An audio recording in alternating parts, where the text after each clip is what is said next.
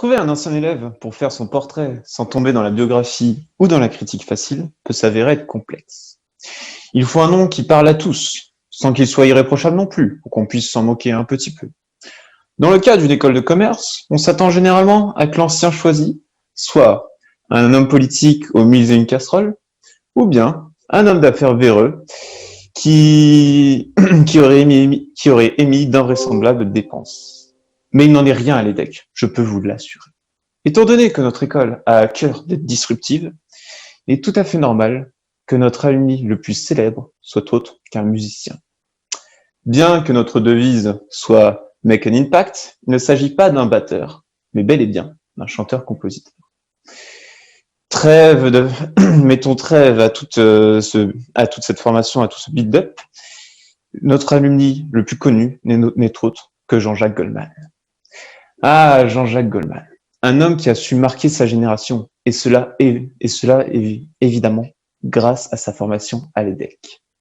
Une formation qu'il a tout de suite su mettre à contribution en n'étant pas le manager de son groupe. Il a préféré laisser ce poste-là à son frère Robert. Comme quoi, la famille, c'est toujours important.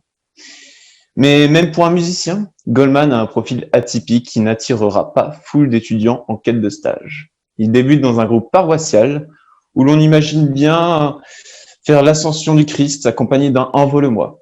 Mais finalement, c'est toute la France qu'il fera décoller. Et pourtant, personne n'aurait cru à un tel succès. Lui, le dernier. Rien que les noms de ses albums ressemblaient à du sabotage. Démodé, minoritaire, non homologué. Mais après tout, quand la musique est bonne, pourquoi se soucier du titre d'un album? D'ailleurs, rapidement, son label prend le nom d'Epic, et sa vie lui emboîte le pas. Mais comme tout succès, le sien dédie des langues de vipères. Les vipères rouges de la gauche, qui lui reprochent son message de bon samaritain, supporté par sa voix de fausset. Comme quoi, il n'a pas oublié ses années de gospel, toujours quelque part enfouies en lui. Comme un élève de l'EDEC en marketing, Jean-Jacques Goldman ne sait pas vraiment ce qu'il fait là. Il songe parfois à reprendre la petite boutique de ses parents.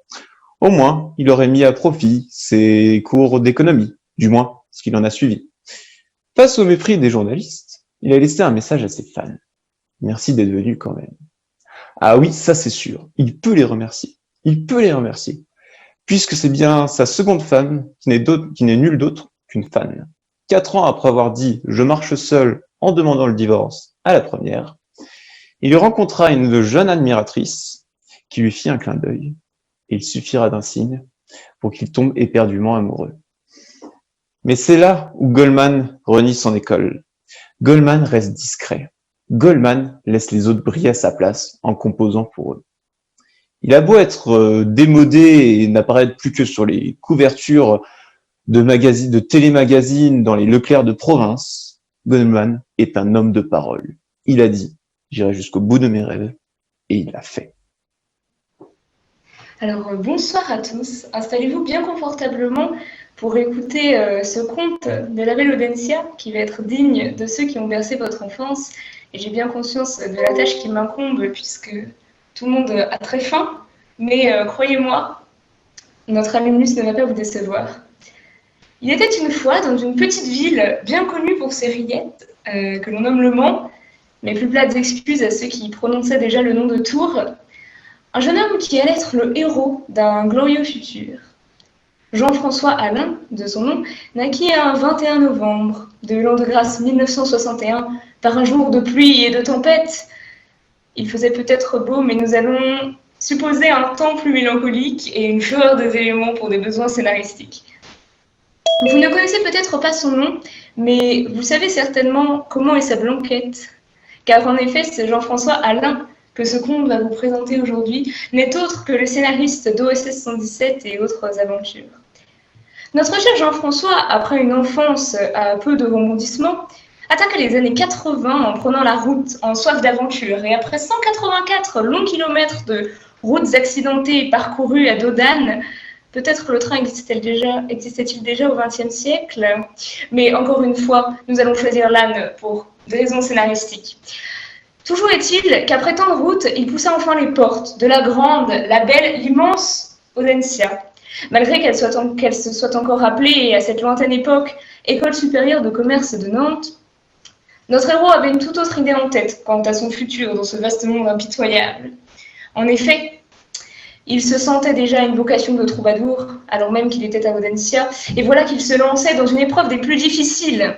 Et tel un héros partant au combat, il tenta, et s'y distingua, un concours d'improvisation entre étudiants d'écoles de commerce et d'ingénieurs.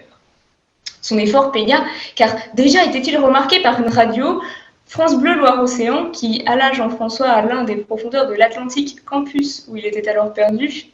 Pour ceux d'entre vous qui sont novices dans le monde de la radio, c'est l'équivalent pour les Pays de la Loire de la si connue France Bleu Brise, où toutes les émissions sont en breton. Je vous recommande de l'écouter, moi-même je le fais. Donc, je ne parle pas breton, c'est purement chauviniste, et maintenant que j'ai fait ma mention traditionnelle à la Bretagne dans un sujet qui n'a aucun rapport, revenons à notre héros.